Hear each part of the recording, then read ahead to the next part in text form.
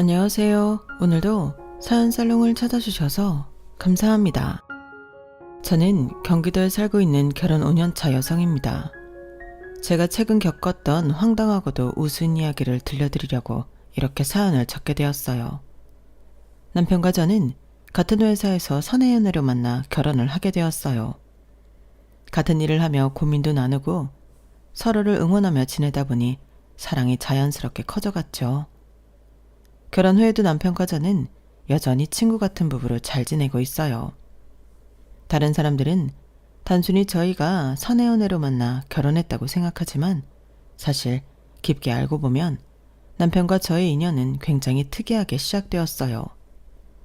지금 저와 남편이 다니고 있는 회사의 대표는 다름 아닌 저희 친정아빠시거든요.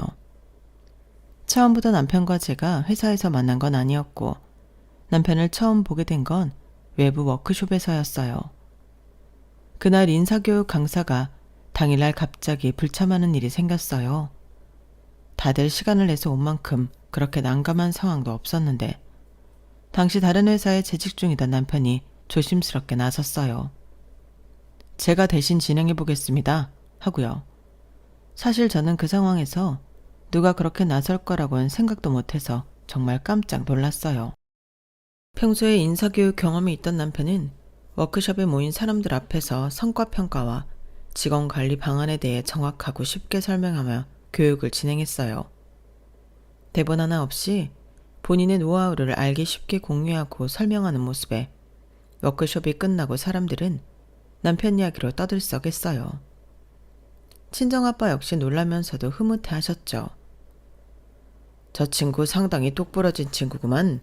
저런 직원을 찾기가 힘든데 저 친구가 다니는 회사는 참 복받았어. 저 역시 그렇게 생각하긴 했지만 그게 인연으로 이어질 거라고는 생각지도 못했어요. 그날의 워크숍이 인상적이었던 친정 아빠께서 남편의 연락처를 알아내서 직접 컨택을 하셨더라고요.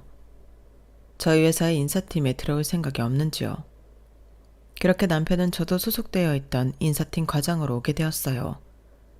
당시 저는 대리였고 승진을 앞두고 있던 상황이라 처음엔 남편이 달갑지만은 않았어요. 하지만 아빠의 말씀을 듣고 바로 납득했죠. 이런 사람이 네 상사로 있으면 일적인 부분 외에도 분명 네가 배우는 게 많을 거다. 당장 눈앞의 승진에 목맬 게 아니라 네가 배울 수 있는 걸 배워서 네 역량을 키우거라. 어떻게 보면 친정아빠 덕분에 남편과 만나게 되고 이렇게 결혼까지 이어져 온 걸지도 모르겠네요. 그렇게 한 팀에서 직속 상사관계로 지지고 볶아하다 보니 오만정이 다 붙어 연인으로까지 발전하게 되었어요. 아빠 말씀대로 남편은 정말 배울 점도 많았고 의지가 되는 사람이었어요. 처음에는 아빠가 대표다 보니 아빠의 귀에는 안 들어갔으면 했지만 사내 연애는 당사자들한테만 비밀이라고 하던가요? 숨긴다고 열심히 숨겼는데 잘 안 됐던 모양이에요. 금방 아빠 귀에 들어가셨고 사실을 알게 된 아빠께서는 꽤 좋아하셨어요.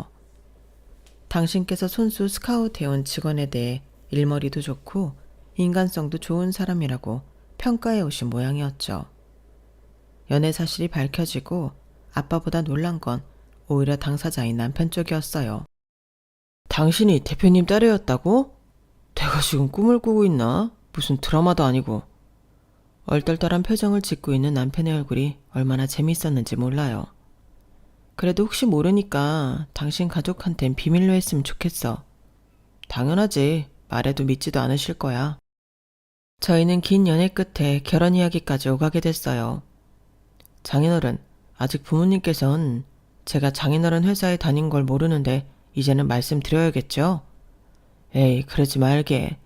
괜히 부모님도 불편해하실 수도 있고 내가 자네를 채용한 것도 그렇고 이상하게 생각하실 수도 있으니 말 안 하는 편이 낫지 않겠나?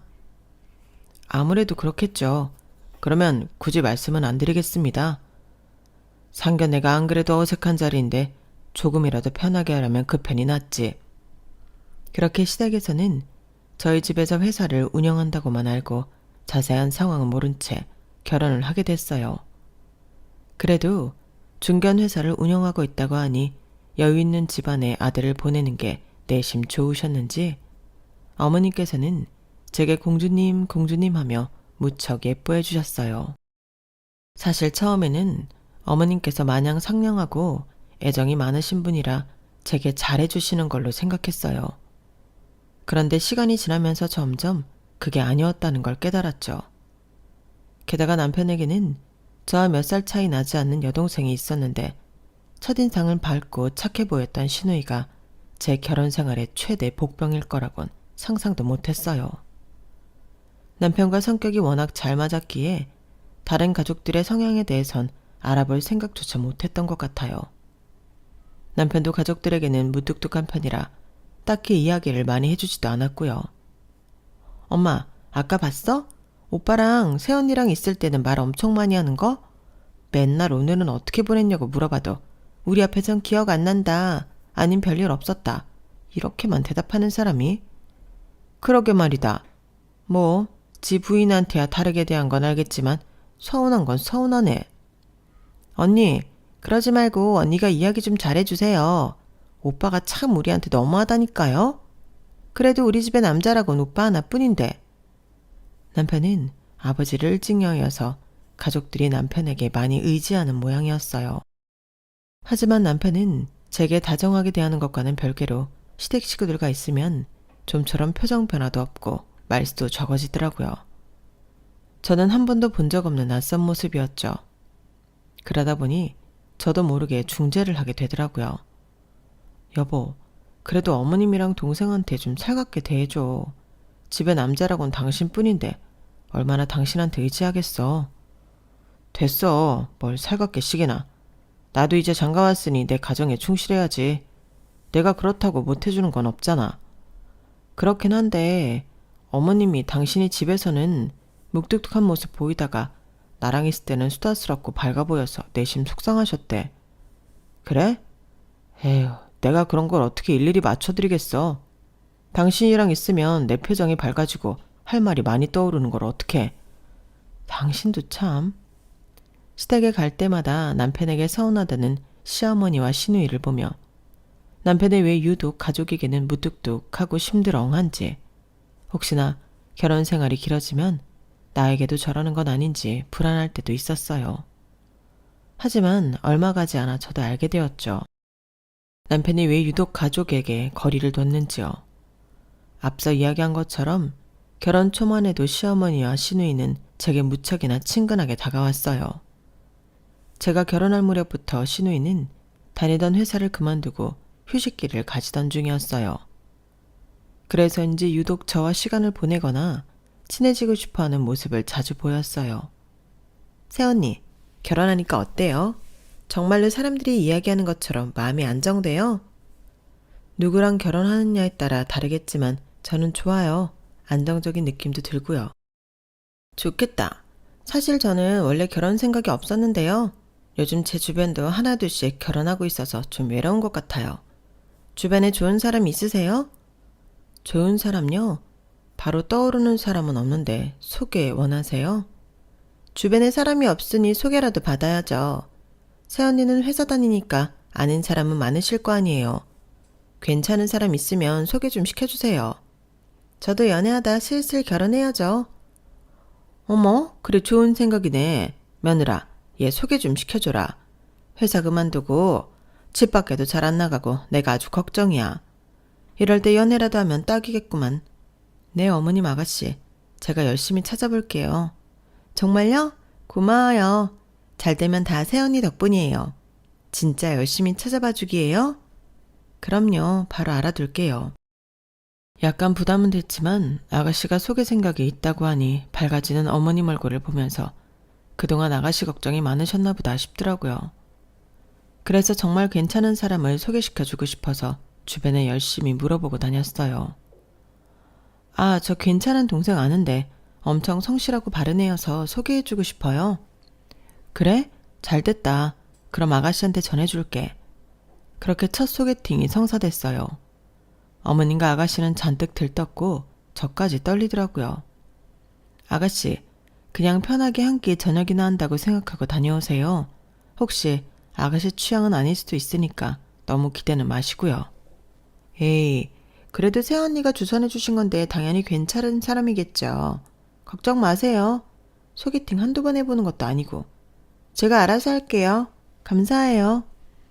하지만 식구들의 기대를 한 몸에 받으며 주선해 주었던 첫 번째 소개팅의 결과는 처참했어요. 소개팅이 얼추 끝나겠다 싶은 시간쯤 칼같이 아가씨에게 전화가 왔거든요. 아가씨 잘 되셨어요? 언니, 저랑 장난하세요? 네? 아니, 진짜 살다 이렇게 재미없는 사람은 처음 봐요. 무슨 말을 해도 뚱하게 리액션도 별로 없고 나 혼자 광대처럼 떠들다가 이제 집에 가는 중이에요. 나중엔 저도 지쳐서 겨우 그 사람 얘기 듣는데 졸려 죽겠더라니까요. 아, 그래요? 아가씨 이상형이 성실한 사람이라고 해서 그런 사람으로 알아봤는데 그분이 아가씨한테 뭔가 실수하거나 그런 건 아니죠? 실수는 새언니가 하셨죠. 아, 그렇게 재미없는 사람이랑 무슨 얘기를 하라고. 그럼 그냥 밥 한 끼 맛있게 얻어먹었다고 생각하세요. 아가씨랑은 안 맞는 분이었나 봐요. 소개팅이 다 잘 맞을 수는 없으니까요. 그럴 거면 그 밥 내 돈 주고 혼자 먹고 말죠. 진짜 따분해 죽는 줄 알았네. 아, 어이가 없었죠. 그렇게 졸라서 해준 소개팅을 상대가 재미없었다는 이유만으로 이렇게 주선자를 비난하는 경우는 처음 봤어요. 다시는 아가씨에게 소개 따윈 해주지 말아야겠다는 생각을 했죠. 하지만 얼마 지나지 않아서 시댁에서는 또 저를 조르기 시작했어요. 아니, 그렇게 재미없는 사람 말고요. 좀 유머러스한 사람 없어요? 성실하고 유머러스하고 전 진짜 이거 두 개면 돼요. 저번에는 성실하기만 하면 된다고 해서 열심히 알아봐드린 건데 제 주변에 괜찮은 남자들은 다 연애 중이고 건너 알아보는 것도 무리인 것 같아요. 저도 상대방을 잘 모르는데 아가씨한테 소개했다가 실패했잖아요. 아우, 실패야. 다들 하는 거지 뭐. 그럼 소개팅이라고 쉬운 줄 알았어요? 그래, 얘가 철이 없어서 그런 거니까 너무 마음에 담지 말고 한 번만 더 알아봐주면 안 되겠니? 진짜 그거 두 개만 충족하면 만나 보내잖니. 어머님, 저도 그러고 싶은데요. 그래도 일도 안 하고 이렇게 집에서 쉬고 있는 애보단 네가 어디서 남자를 찾아와도 더 잘 찾아올 것 아니니. 안 그래? 이번엔 어머님이 더 난리라 하는 수 없이 찾아보는 신용이라도 해야 했어요. 됐어 여보, 애쓰지 마. 연애는 자기가 알아서 해야지. 왜 자꾸 당신한테 알아봐 달래? 햄이랑 엄마 말은 그냥 한 귀로 듣고 한 귀로 흘려. 에이, 당신이야 그럴 수 있겠지만 내가 어떻게 그래. 이번 한 번만 마지막으로 해보지 뭐. 그렇게 두 번째 소개팅을 주선해줬어요. 이번엔 아가씨가 말한 대로 성실하고 직장도 괜찮은 데다 유머 감각까지 있는 사람으로 찾아보느라 시간이 꽤 걸렸죠. 외모도 준수했어요. 이만하면 트집 잡힐 거 없겠다 싶었죠. 하지만 역시나 결과는 같았어요. 새언니, 진짜 해도 너무한 거 아니에요? 네? 진짜 뭐 이런 사람을 소개시켜줘요? 언니가 보기엔 제가 아깝지도 않으세요? 네? 소개팅이 끝나자마자 기다렸다는 듯이 다다다 쏘는 말엔 바보처럼 네? 라는 말만 되풀이할 수밖에 없었어요. 누가 봐도 흠잡을 데 없는 사람이었거든요. 직장도 좋아서 스펙 차이도 훨씬 많이 났고 누가 봐도 아가씨보단 그쪽이 아까운 상황이었어요. 그런데도 질색팔색을 하니 어이가 없었죠. 이번엔 뭐 때문에 그러신데요? 외모가 제 스타일이 아니에요. 저는 저렇게 눈이 음흉하게 축 처진 스타일 진짜 제일 안 좋아한다고요. 외모 얘기는 따로 없으셨잖아요. 그리고 저만 하면 인기 있을 만한 얼굴인데다 직장도 좋은데요? 네? 잘생겼다고요? 이게요? 신우이는 갑자기 가족 단톡방에 소개팅 받은 남자의 사진을 예고도 없이 올렸어요. 각도가 아래서 위로 몰래 찍은 듯한 각도라 당연히 이상하게 나올 수밖에 없었고 제가 미리 봤던 사진들과는 전혀 딴판으로 나왔더군요. 이건 이상하게 나온 사진이잖아요. 그리고 지금 소개팅 자리에서 사진을 몰래 찍으신 거예요? 어쩌다 보니 찍혀 있던 거거든요. 암튼 이 사람이 한 번 더 보자는 거 제가 물렀어요.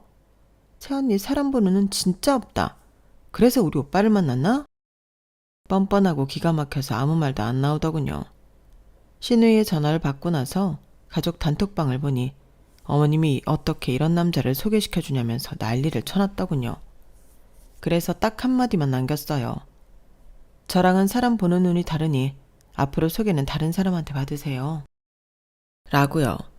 나중에 다른 주선자에게 듣기로는 아가씨가 남자분께 엄청 호감을 가지고 들이댔는데 남자 쪽이 관심이 없어 거절했다고 하더라고요. 아마도 그날은 제게 그 분을 폰 모양이었어요. 그걸 알고 나니 신우이랑은 더 상종 못하겠다 싶었죠. 게다가 더 나중에 알게 된 경악스러운 사실은 당시 신우이는 취직을 포기하고 취집을 하려고 했던 상태였다는 거였어요. 전 잠깐 회사를 쉬고 이직 준비를 하는 줄 알았는데 그게 아니었던 거죠. 알고 보니 신우이는 그때 퇴사했던 회사가 무려 4번째 회사였고 그 전에 다녔던 3군데도 최대 6개월을 넘기지 못하고 전부 금방 뛰쳐나와 버렸어요. 이유도 정말 각양각색이었죠. 난 아무래도 회사 체질이 아닌가 봐요. 개인 사업을 해야 되나? 누구 밑에서 일할 사람이 아니라 사장님을 할 팔자인가 봐요. 그럼 개인적인 사업을 알아보시는 거 어떠세요? 투자금 적은 걸로요. 됐어요. 괜히 해본 적도 없는 사업 손댔다가 망하면 엄마한테 죽어요. 그런데 그전 회사들은 왜 이렇게 빨리 나오신 거예요? 조금 버텼으면 이력에 잘 남았을 텐데. 첫 번째 다녔던 회사는 상사가 완전 이상했어요. 저만 보면 갈궈서 진짜 왜 저러나 싶어서 한 번 싸웠다가 퇴사했고요. 두 번째 하는 회사는 일시간대가 너무 별로였어요. 워라밸이 하나도 없으니까 내가 왜 이러고 사나 싶더라고요. 세 번째는 그냥 일이 마음에 안 들었어요. 해보고 싶은 업무가 있었는데 저한테 알려줄 생각을 안 하더라고요. 발전이 없어 보여서 나왔죠. 제일 최근까지 다닌 회사는 다 괜찮았는데 직원들이 저를 엄청 이간질하더라고요. 짜증나서 나와버렸어요. 이상한 회사가 많기는 하지만 한 회사를 6개월 이상 버티지 못하고 나온 데다 이야기를 들어보면 직장에서 인간관계가 늘 원만하지 못했던 느낌이더라고요. 누가 봐도 이건 신우이의 문제인 것 같았어요. 저도 직장 생활을 오래 했다 보니 시댁 모임에서만 봐도 신우이가 왜 그렇게 한 회사를 오래 다니지 못했는지가 한눈에 보였죠. 한 번은 명절에 시댁 대청소를 도와드리기로 했는데 팔 걷어붙이고 일한 저와 남편과는 달리 신우이는 본격 청소를 시작하고 20분 정도 지났을까요? 갑자기 사라져서 안 보이더라고요. 그러다 빈 방을 청소하려고 열었는데 정리하려고 꺼내놓은 물건들을 베고 그 사이에서 자고 있는 신우이를 발견했어요. 어이가 없었죠. 아가씨, 이 방 청소하려고 하는데요. 많이 피곤하시면 다른 방 가서 제대로 주무세요. 어머, 그래도 돼요? 어제 늦게 자서 일찍 일어났더니 글쎄 너무 졸린 거 있죠. 그래도 오빠랑 세연이 이렇게 열심히 청소하는데 미안해서 어떻게 자요? 괜찮아요. 잠깐 눈 붙이고 일어나는 게 더 효율이 좋을 수도 있어요. 신경 쓰지 말고 주무세요. 정말요? 그럼 정말 잠깐만 눈 붙이고 바로 일어날게요. 저도 사람인지라 양심은 있다고요. 딱 봐도 꽤 피우는 모습이라 별로 기대도 안 했지만 끝까지 딱 10분만 자고 일어나겠다고 강조를 하더군요. 역시나 10분은커녕 40분이 지나도 일어나지 않았어요. 결국은 남편과 제가 대청소 마무리를 다 했고 서로 수고했다는 의미로 간단한 다가상까지 차려 어머님을 부르려던 순간이었어요. 주방에서 나눈 대화가 들렸는지 신우이가 눈을 비비며 방에서 나오더군요. 어머, 청소 벌써 끝났어요? 도우려고 했는데 진짜 딱 10분만 자고 일어나려고 했는데 시간이 벌써 이렇게 됐네요? 깨우시지. 어떡해. 그렇게 말하는 모습이 어찌나 천은덕스러운지 한 대 쥐어 받고 싶더라고요. 너무 피곤해 보이셔서 차마 못 깨웠어요. 괜찮아요. 어머, 근데 이건 뭐예요? 너무 맛있겠다. 근처 유명한 화과자집에서 예약해놓은 다과 세트예요. 같이 드시죠. 좋아요. 아, 맞다. 그런데 엄마한테는 저도 청소 같이 했다고 해주세요. 네? 세연이랑 오빠랑 다 청소하는데 저 혼자 잤다고 하면 좀 그렇잖아요. 비밀 지켜주실 거죠? 야, 그럴 거면 일어나서 도와주는 신용이라도 하던가. 웃기는 애네. 아, 오빠가 뭔 상관인데. 내가 왜 상관이 없어. 나도 같이 했는데. 됐어 여보. 얘 말 듣지 마. 중간에 남편이 나섰기에 망정이지 너무 염치도 없고 뻔뻔한 신우이 태도에 표정 관리가 도저히 안 되더라고요. 회사에서도 이런 식으로 남들한테 묻혀가면서 숟가락만 올리려고 한 거 아닐까 하는 생각이 절로 들었죠. 그뿐만이 아니었어요. 어머님 생신날 저희가 식당을 예약하고 신우이가 생신 케이크를 준비해 오기로 했죠. 그런데 왜인지 계속 못 믿었더라고요. 여보, 그냥 생신 케이크는 우리가 사갈까? 왜 알아서 사온다는데 냅둬. 왠지 못 믿어서. 그냥 우리도 하나 사가자. 남으면 가져와서 디저트로 먹으면 되잖아. 에이, 설마 그렇게까지 해야 되나 싶은데. 반신반의하면서도 케이크를 따로 사가자는 말에 남편이 크게 반대하지는 않더라고요. 아마도 본인 동생을 더 잘 아니 하나 더 사가서 나쁠 건 없다고 생각한 것 같았어요. 혹시 모르니 크기는 적당하고 예쁜 케이크를 준비해 갔어요. 케이크는 식당에 부탁해서 냉장고에 잠시 맡겨놓고 식사를 마쳤는데 대뜸 신우이가 이러더라고요. 아, 맞다. 우리 생신 케이크 해줘. 새언니 오빠 케이크 준비해왔죠? 네? 아가씨가 준비해오기로 하신 거 아니었어요? 네? 제가요? 언제요? 얘 봐라, 웃기는 애네. 까먹었으면 까먹었다고 말을 하면 되지. 왜 우리한테 뒤집어 씌워? 뒤집어 씌우긴. 식당 예약이랑 케이크 다 새언니랑 오빠랑 한 데서 난 손 놓고 있었는데. 난 이미 엄마한테 용돈 드리고 할 거 다 했어. 아우, 됐다 됐어. 케이크 그게 뭐 그리 중요한 거라고. 내가 애도 아니고. 식사 맛있게 했으니 됐다. 케이크 정도야 까먹을 수도 있는 거지. 어머님은 피곤하다는 듯 손살에 치셨지만 얼굴에 내심 서운한 표정이 스쳤어요. 정말 그 순간만큼 제 촉이 기특했던 적은 없었죠. 그럴 리가요. 어머님 까먹기는요. 아가씨가 까먹으실까봐 저희가 따로 준비해뒀죠. 남편이 부탁해둔 케이크를 꺼내 가져왔고 그걸 본 신우이 눈이 튀어나오기 일보 직전이더군요. 거봐요. 오빠랑 새언니가 준비하기로 한 거 맞다니까. 됐어요. 까먹을 수도 있지. 어머님도 이해하신다잖아요. 저희라도 준비해 왔으니 이걸로 됐죠. 어머님 초 부셔야죠. 생신 축하드려요. 그렇게 어머님의 생신은 무사히 치를 수 있었어요. 그런데 문제는 그 다음이었어요. 집에 귀가하는 길에 신우이에게서 뻔뻔하게도 연락이 오더라고요. 새언니, 사람 그렇게 안 봤는데 어떻게 그럴 수가 있으세요? 네? 갑자기 무슨 말씀이세요? 아니, 케이크 말이에요. 그렇게 꼭 엄마 앞에서 저를 꼽줘야 속이 시원하세요? 그게 아니라 분명히 아가씨께서 준비하기로 한 건데 발뺌하시니까. 저는 사실만 말한 건데요. 발뺌이요? 사람이 당황하면 좀 피해가려고 그럴 수도 있지. 속 넓은 사람으로 봤는데 너무하신 거 아니에요? 케이크 그깟게 뭐라고. 좀 까먹을 수도 있는 거 아니냐고요. 아가씨, 그런 말씀은 어머님한테 가서 하시고요. 어머님도 별로 신경 안 쓰는 것 같은데 왜 저한테 화풀이세요? 어머님이 괜찮으시다잖아요. 그리고 아가씨가 실수할 것 같아서 저희 쪽에서 남은만 가져갈 생각으로 하나 더 가져왔고요. 그래서 어머님 서운한 점 없게 생신 식사 자리 잘 마쳤는데 왜 이러시는 거예요? 오히려 저한테 고마워하셔야 하는 거 아니에요? 이게 집 가는 사람한테 전화해서 따질 일은 아니지 않나요? 저는 그냥 새언니가 모른 척 넘어가지고 윗사람답게 언니 책임으로 덮어줄 줄 알았는데 하나하나 누구 잘못인지 따지는 모습이 실망스러워서 그래요. 도대체 그게 왜 실망스럽냐고 따지려는데 통화를 듣고 있다 못한 남편이 갑자기 전화기를 뺏어서 끊어버렸어요. 얘랑 길게 얘기하지 마. 봤지? 아무리 말해도 안 통하는 거. 그래도 어떻게 그래. 하던 말은 끝내야지. 됐어. 내가 못하게 했다고 해. 둘이 싸울 일이 아니잖아. 내가 알아서 할게. 그렇게 남편의 중재를 통해 신우이와는 그날 이후 일절 연락을 주고받지 못하게 됐어요. 남편이 뭐라고 한 건지는 몰라도 시댁에서 마주쳐도 제게 별다른 말을 걸지는 않더라고요. 하지만 그날 일이 제대로 서로 대화가 마무리되고 끝난 게 아니라서 그런지 참 만날 때마다 불편하고 어색했죠. 그래도 괜히 말 붙였다가 싸움 나는 것보단 이 어색함을 유지하는 게 낫겠다고 생각했어요. 그러던 어느 날이었죠. 신우이가 남편과 어머님 눈을 피해 저한테 슬쩍 다가왔어요. 새언니, 저 긴히 부탁드릴 게 있는데요. 부탁이요? 이런 말하기 좀 염치 없지만 혹시 돈 좀 빌릴 수 있을까요? 네? 무슨 돈이요?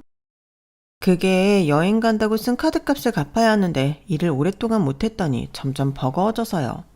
딱 한 번만 도와주시면 직장 잡자마자 갚을게요. 오빠한텐 비밀로 해주세요. 정말 간절하고 급해 보이는 얼굴이라 잠깐 마음이 흔들리긴 했지만 곧바로 마음을 다잡았어요. 돈 문제는 저 혼자 어떻게 할 수 있는 문제는 아닌 것 같아요. 직접 도움을 청하시는 게 나을 것 같아요. 제가 단독으로 도와드릴 수 있는 건 없어요, 아가씨. 딱 잘라 말했더니 갑자기 표정이 싸늘해지더니 획 돌아서더군요. 솔직히 그 이후로 또 한동안 저만 보면 징징대거나 할 줄 알았는데 의외로 그런 일은 없었어요. 그 잠잠한 시기가 평화로운 시기라는 생각이 안 들고 자꾸만 불안하게 느껴지더라고요. 그러다 그 불안한 촉이 맞았다는 걸 깨닫는 날이 오고 말았죠. 그날따라 이상하게 피곤해서 점심을 나가서 먹지 않고 배달시켜 친한 직원들과 나눠 먹고 있을 때였어요. 밖에 나갔다가 들어온 동료가 저를 보더니 급하게 회의실로 들어오더군요. 과장님, 보셨어요? 큰일 났어요. 네? 무슨 일이요? 팀장님 어머니랑 동생분이 회사에 찾아오셨는데 무슨 일인지 몰라도 팀장님 붙들고 엄청 소란 피우고 계세요. 어머님이랑 아가씨가 찾아오셨다고요? 그런 얘긴 전혀 못 들었는데 도대체 무슨 소란인데요? 저도 잘은 못 들었는데 동생분을 저희 회사에 취직시켜달라고 했는데 팀장님께서 거절하셨나 봐요. 그래서 이렇게도 안 해줄 거냐면서 네가 허락할 때까지 매일 찾아오겠다고 하시던데요? 뭐라고요? 너무 기가 막히더라고요. 문득 머릿속에 얼마 전 제게 카드값을 빌리려고 했던 신우이의 목소리가 떠올랐어요. 어이가 없고 분노가 차올라서 한 걸음에 로비로 뛰어내려갔죠. 소리가 나는 곳을 따라가니 바로 어머님과 남편이 보이더군요.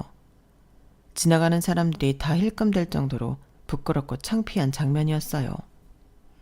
아니, 안 된다 하지만 말고 넌 어떻게 장남이 돼서 하나밖에 없는 동생 취직 하나 못 시켜줘? 네가 인사팀 과장이라며. 그럼 잘 이야기해볼 수 있는 거 아니야? 그래, 나 할 줄 아는 거 많다니까. 오빠도 알잖아. 회사 생활은 할 줄 아는 게 많은 걸로 되는 게 아니라니까. 너처럼 한 곳에 진득히 붙어있지도 못하는 애를 내 가족이라고 회사에 뽑았다가 무슨 욕을 들으라고? 공과 사는 철저히 구분해야지. 그건 전에 같이 다니던 회사 사람들이 나빴으니까 그렇지. 오빠가 상사면 괜찮을 거 아니야. 나 적응하게 도와주면 되잖아. 그래, 내가 괜히 너한테 부탁하겠니? 네 회사에 다니면 애가 좀 덜 힘들어하지 않겠느냐고. 회사에 마음 붙일 사람 있고 없고가 얼마나 크겠어? 누가 회사를 마음 붙일 사람 있는 거 확인하고 다녀요? 엄마, 제발 정신 차리세요. 지금 엄마 모시고 와서 이렇게 난동 부린다고 취직이 될 거라 착각하고 있는 것 자체가 글러먹었다니까요? 여기까지 와서 이러지 마세요. 이런 일로 얼굴 팔리면 저도 이 회사 못 다녀요. 남편의 피곤한 얼굴을 보니 그동안 저 몰래 얼마나 두 사람에게 시달렸는지가 확 느껴져서 화가 나더군요. 대화를 들어보니 한두 번 부탁한 게 아닌 것 같았어요. 몇 번이고 부탁하는 걸 남편이 무시했다가 여기까지 오게 된 것 같더라고요. 그동안 저에게 들키지 않으려고 애쓴 것 같아 참 미안하고 짠했어요. 동시에 화도 정말 많이 났고요. 그래서 저도 모르게 뚜벅뚜벅 걸어가 앞에 섰어요. 뻔뻔한 시누이와 시어머니 얼굴을 보니 도저히 화가 안 참아지더군요. 아가씨, 카드빚 못 갚게 생겼으니 이제 취직까지 시켜달라는 건가요? 회사도 사람을 아무나 뽑을 순 없어요. 공평하게 서류도 내고 면접도 보셔야죠. 인사팀이라고 우리 뭐 사람 마음대로 뽑는 줄 아세요? 우리가 아가씨 뽑고 싶어도 아가씨가 회사 다닐 인재가 아니라서 못 뽑아요. 뭐라고? 네가 어떻게 내 딸한테 그런 소리를. 너까지 왜 이러니? 어? 얘가 지금 10년 가까이 회사 생활에 적응도 못하고 전전하고 있는데 불쌍하지도 않아? 그나마 지 오빠랑 새언니라도 있는 회사 들어가면 챙겨라도 줄 거 아니야. 이왕 둘이 같은 회사 같은 팀에 사람 뽑는 부서에 있으면 좀 도와줄 수도 있는 거 아니야? 어머님, 회사가 떼쓴다고 다 되는 거면 모든 회사가 다 가족 단위로만 굴러가겠죠. 아가씨야 철이 없으니 그렇다 쳐도 어머님까지 왜 이러세요 정말. 빨리 아가씨 데리고 나가주세요. 이 사람 여기서 이러고 있으면 평판 나빠져요. 아들 인생까지 망치고 싶으신 건 아니죠? 뭐야? 봤지, 엄마? 내 말 맞지? 언니가 저런 사람이라니까. 언니 좋은 사람 아니라고 내가 몇 번이나 말했잖아요. 잘해주는 척 하면서 중요한 순간엔 사람 꼭 뒤통수 치더라고. 그렇게 이간질하는 습관도 회사에 적응 못하는 이유 중에 하나인 건 아시죠? 회사에 다니고 싶으면 열심히 준비해서 정정당당하게 들어올 생각을 하세요. 취직 안 된다고 시집갈 생각부터 하거나 카드비 못 갚겠으니 그제야 취직하겠다고 땡깡부리 생각하지 마시고요. 얘가 정말? 그렇게 딸 때문에 오랫동안 마음고생해놓고도 딸은 딸이라 그런지 팔이 안으로 굽더라고요. 시어머니는 뒷목 잡는 신용을 하더니 저를 매섭게 보더라고요. 남편이 그걸 보고 뭔가 일났다고 생각했는지 중간을 가로막았어요. 엄마, 그만 좀 우기세요. 제가 힘이 뽑을 수 있다고 한들 어차피 우리 팀에 자리도 없어요. 인원이 빠져야 충동을 하든 말든 하죠. 그래? 그럼 쟤를 자르면 될 일 아니니? 어차피 너흰 한 명만 돈 벌어도 먹고 살 수 있잖아. 햄이 살리는 셈 치고 쟤를 잘라라. 그건 또 무슨 말도 안 되는 소리예요. 네가 상사라며. 그럼 충분히 그럴 수 있는 거 아니니? 도대체 회사를 뭘로 보시는 거예요, 어머님? 이젠 하다하다 말도 안 되는 말을 하는 어머님을 보니 실소가 터졌어요. 어이가 없어 웃으며 이마를 짚으니 어머님은 더 노발대발 하더군요. 야, 너 정신 차려. 그래도 한 뱃속에서 나고 자란 정이 있는데 어차피 애 낳으면 일도 못할 너랑 몇 년째 방황하는 내 동생 중에 누굴 택할 것 같니? 내 말 안 들으면 너 집이고 회사고 다 쫓겨날 줄 알아라. 그때였어요. 외부 미팅이 있었는지 밖에서 돌아오고 계시던 저희 친정 아빠와 눈이 마주쳤죠. 남편 역시 거의 동시에 아빠를 본 모양이었어요. 남편 얼굴이 사색이 되더니 어머님을 밀어내기 시작하더라고요. 엄마 미쳤어.